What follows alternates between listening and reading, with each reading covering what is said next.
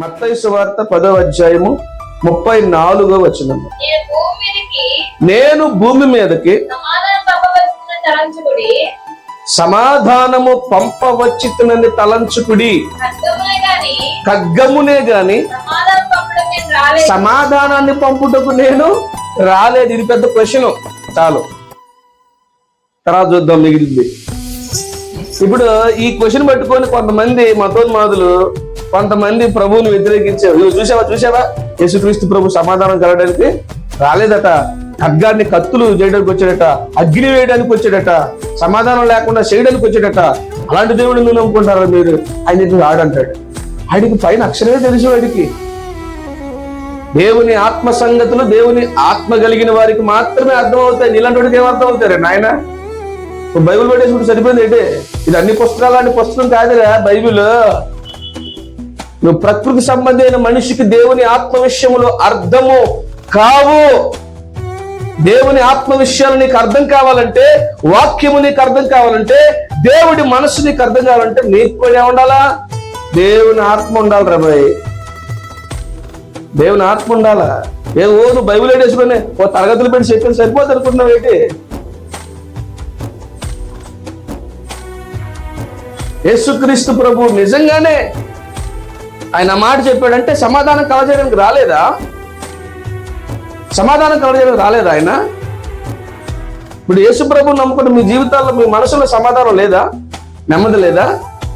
నేనెంతో సమాధానాన్ని అనుభవిస్తున్నాను. ఇప్పుడు 16 సంవత్సరాల క్రితము 13 సంవత్సరాల క్రితము నా జీవితంలో సమాధానం లేదు, నా బ్రతుకులో నెమ్మది లేదు, సంతోషం లేదు. ఆ తర్వాత యేసు ప్రభువుని దర్శించిన తర్వాత నా జీవితానికి గొప్ప నెమ్మది వచ్చింది, సమాధానం వచ్చింది. ఇప్పటికీ నేను దాన్ని అనుభవిస్తున్నాను నా హృదయంలో. అందుకని నా ముందు ఎలాంటి పరిస్థితులు జరిగినా జంకకుండా తొనకుండా ఉండేటటువంటి కృప ఈరోజు నేను అనుభవిస్తున్నాను.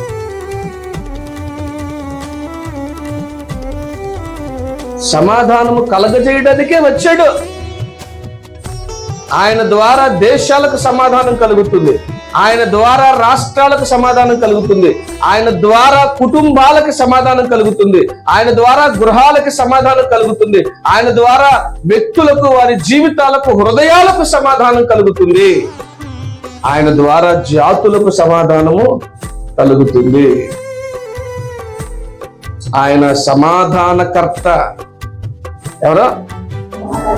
యేసుక్రీస్తు ప్రభు ఎవరో? ఆయనకు పెట్టినటువంటి 5 పేర్లలో భూమి మీద రావడానికి 700 సంవత్సరాల పూర్వమే ఆయనకు 5 పేర్లు పెట్టారు. అది ఏంటయ్యా అంటే ఆశ్చర్యకరుడు, ఆలోచనకర్త, బలవంతుడైన దేవుడు, నిత్యుడగు తండ్రి, సమాధానకర్తయగు అధిపతి. సమాధానానికి కర్త ఆయనే, సమాధానానికి అధిపతి ఆయనే. నువ్వు ఆయన నమ్ముకుంటే తప్ప నీ జీవితానికి సమాధానం రాదు, నీ బ్రతుక్కి సమాధానం రాదు, నీ కుటుంబానికి సమాధానం రాదు, శాంతి రాదు, నెమ్మది రాదు. నువ్వు దానికోసం నువ్వు ఎన్ని ప్రయత్నాలు చేసినా, నీ పేరు శాంతి అయినా లేకపోతే ప్రశాంతి అయినా, నీ ఇంటికి శాంతి నిలయమని నువ్వు పేరు పెట్టుకున్నా సరే, యేసు ప్రభువు నీ గుండెలో లేకపోతే, నీ గృహములో లేకపోతే, నీ జీవితానికి గాని నీ గృహానికి గాని సమాధానము రాదు. ఎందుకంటే ఆయనే సమాధానకర్త, సమాధానానికి ఆయనే అధిపతి. Praise the lord. మరి ప్రభువుకి ఎలా చెప్తున్నాడు? మరి ఇక్కడ నేను భూమి మీద సమాధానం కలుగజేయడానికి రాలేదు కానీ అగ్ని వేయడానికి వచ్చాను, ఖడ్గమునే పంపవచ్చితిని గాని సమాధానం కలుగు చేయడానికి నేను రాలేదన్నాడు. అంటే ఏంటి మరి అతని అర్థం?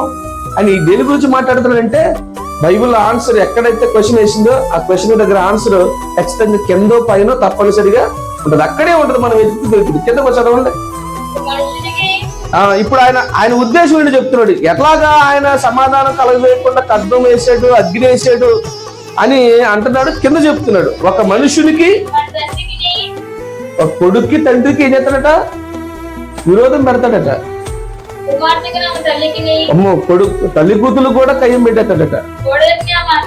కోడలకి అత్తకి విరోధం పెడుతున్నాడు. అది చూసారా ఏమంటున్నాడు ఆయన? తండ్రి కొడుకు విరోధం పెట్టడానికి నేను వచ్చాను, తల్లి కూతుళ్ళకి విరోధం పెట్టడానికి వచ్చాను, అత్త కోడళ్ళకి విరోధం పెట్టడానికి వచ్చాను. ఇప్పుడు యేసుప్రభు నమ్ముకున్న తర్వాత ఒక నిమిషం, యేసుప్రభు నమ్ముకున్న తర్వాత జరుగుతుంది ఏంటండి? అత్త యేసుప్రభు నమ్ముకుంటారు, కోడలు నమ్ముకోవట్లా. ఇప్పుడు ఏమైపోతుంది? వాళ్ళిద్దరి మధ్య గొడవ వచ్చారు. అత్తగారి ఆలోచనలు వేరున్నాయి, కోడలి ఆలోచనలు వేరున్నాయి. అత్తగారి ప్రవర్తన వేరుంది, కోడలి ప్రవర్తన వేరుంది.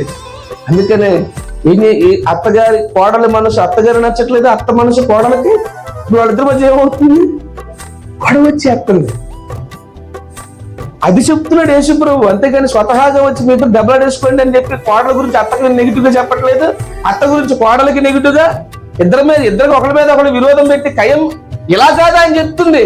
నన్ను నమ్ముకోవడం ద్వారా అత్త నమ్ముకుంటే కోడలు శత్రువు అయిపోతుంది, తండ్రి నమ్ముకుంటే కొడుకు శత్రువు అయిపోతాడు, కొడుకు నమ్ముకుంటే తండ్రి శత్రువు అయిపోతాడు, తల్లి నమ్ముకుంటే కూతురు శత్రువు అయిపోద్ది, కూతురు నమ్ముకుంటే తల్లి శత్రువు అయిపోద్ది అని చెప్తున్నాడు. మీరు నన్ను నమ్ముకోవడం ద్వారా మీ ఇంట్లో వాళ్ళు మిమ్మల్ని ఒప్పుకోదని చెప్తున్నాడు. మీరు నన్ను నమ్ముకోవడం ద్వారా, మీరు నా దగ్గరకు రావడం ద్వారా, నా యందు మీరు విశ్వాసం ఉంచడం ద్వారా మీ కుటుంబ సభ్యులే వాళ్ళు అంగీకరించరు, ఒప్పుకోరని చెప్తున్నాడు. అది మ్యాటర్.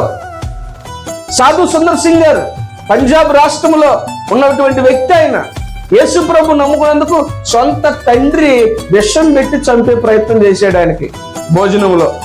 ఆ విషం తిన్నా గాని, ఆ అన్నం తిన్నా గాని దేవుడు ఆశ్చర్యకరంగా ఆయన్ని అందులో నుంచి తప్పించాడు, కాపాడాడు. గొప్ప సేవకుడయ్యాడు సాధు సుందర్ సింగ్ గారు. భక్త సింగ్ గారు అని ఓ మంచి పంజాబ్ సిక్కు యవనస్తుడు మరి యేసుప్రభు నమ్ముకున్నాడు. ఆస్తిలో చిల్లు గవ్వను అని చెప్పేసి వాళ్ళు చెప్పేశారు తల్లిదండ్రులు. భార్య దూరం అయిపోయింది, భార్య రాలేదు భర్త దగ్గరికి. ఆయన చివరి దినాల వరకు కూడా భార్య ఆయన దగ్గరికి రాలేదు. పురుషోత్తమ చౌదరి గారని ఒక అగ్ర కులానికి చెందినటువంటి ఒక ఆయన ఒరిస్సా బోర్డర్ లో, ఆంధ్ర ఒరిస్సా బోర్డర్ లో ఉండేవాడు. బ్రాహ్మణ కులానికి చెందినటువంటి వ్యక్తి ఆయన, పూజారి ఆయన. యేసుప్రభు నమ్ముకున్నందుకు సొంత భార్య ఆయన్ని వదిలిపెట్టింది. ఒకరోజు ఆకలి అన్నం పెట్టమంటే ఆ అన్నాన్ని తీసుకొచ్చి ఆ పేడ మీద, ఆవు పేడ మీద వేసింది.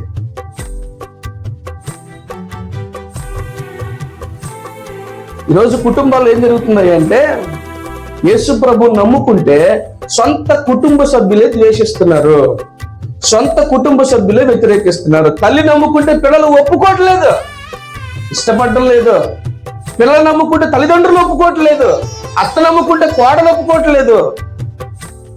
ఇలాంటి పరిస్థితులు ఉన్నాయి. అందుకే చెప్తున్నాడు, మీరు నన్ను నమ్ముకోవడం ద్వారా మీ వారికి మీరు విరోధులు అవుతున్నారు, మీ వారికి మీరు శత్రువులు. ముందే చెప్తున్నాడు దేవుడు యేసుప్రభు అని, ముందే చెప్తున్నాడు. ఏదైనా ముందే చెప్పాడు ఆయన.